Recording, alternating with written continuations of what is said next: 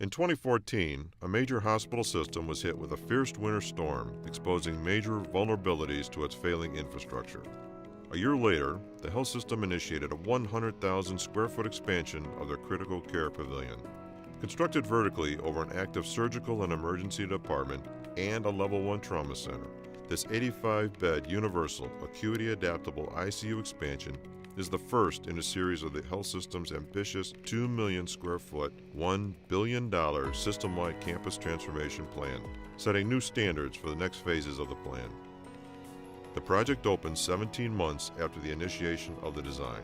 This was a massive effort to design, construct, and occupy the addition on time and with an $82 million project budget, while assuring the critical care pavilion is prepared to handle the highest acuities. The patient rooms in this facility are all same-handed for caregiver efficiency. They were designed with images of nature and views to the outdoors to provide a serene, healing environment. A dedicated family zone at the rear of the room was designed so the patient's family can visit and even spend the night in the room. This benefits the patient who may be waking for the first time in a strange environment and who can have direct line of sight to their loved ones. Each room has a dedicated toilet room with an integrated shower, a feature not often found in ICU rooms. There are times when a family member needs to get away or they need to connect with other members, but they don't want to be that far from their loved one. The hospital provided additional family lounges within the unit and small pocket seating areas outside the patient rooms. The work of several local artists is on display throughout the expansion to reflect a sense of hope, healing, and community. The unit is highly flexible for the staff to be able to work in a variety of ways. They can work at the bedside, in central areas, or along the corridors, where they can connect with each other either visibly or through technology with the monitoring systems. All of the systems are programmed to work either centrally or in a decentralized fashion. There are nurse alcoves outside of every other room where the nurses can view directly into the room. There are workstations on wheels inside the room so that the caregivers can work bedside of the patient and communicate with family members. The universal patient rooms are flexible in that they are designed and equipped to accommodate all levels of a patient's acuity with the ability to handle the most stringent requirements. They not only have the capability of handling the initial population, but for the population and the trends that may change in the future. This suite will be able to handle any emergency, either natural or man-made, or any mass illness or injury.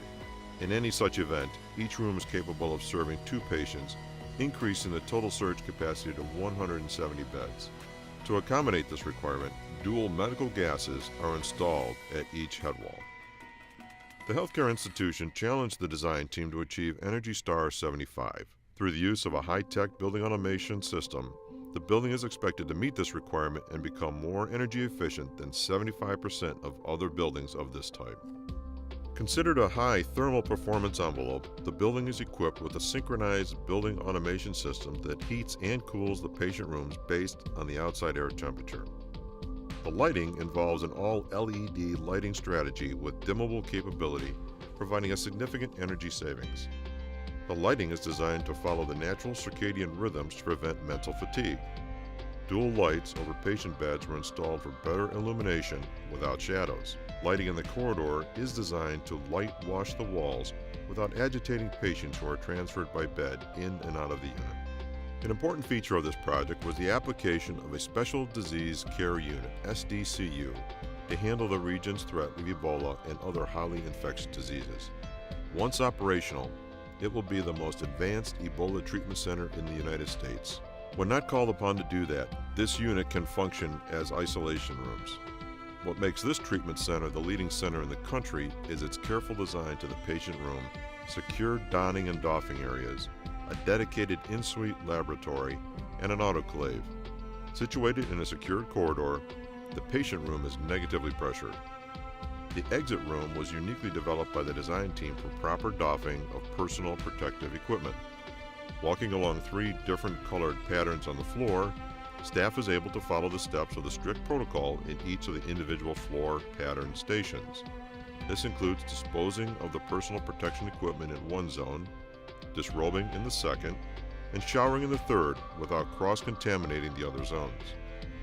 All materials leaving the suite are then transferred to an autoclave for sterilization, a feature to prevent contaminated waste from being transported throughout the hospital.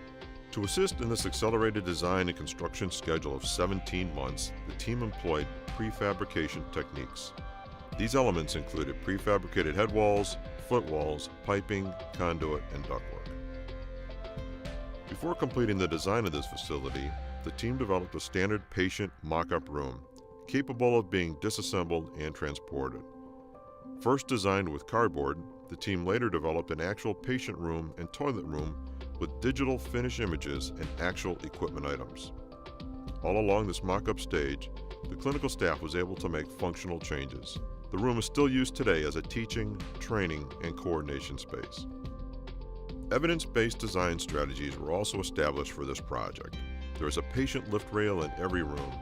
These lifts address the safety of the patient and for the safety of the caregivers to provide a safe alternative for the bariatric patient population. There is security throughout. Features include traditional panic alarms and select door controls to control entry in and throughout the unit during any time of the day. In addition, the hospital promotes the highest level of hand hygiene protection by making sure dispensers were placed outside of each room. Special hand wash sinks are incorporated in the room to control splashing. This system is among the many hospitals recognized as America's essential hospitals who care for the most vulnerable and treat all patients equally despite their ability to pay. This project, built vertically above an existing Level 1 trauma unit, an emergency department, and surgical suite, and now having critical care beds, truly makes this facility a critical care pavilion. It is the first project in this transformation sequence and sets the stage for the future projects.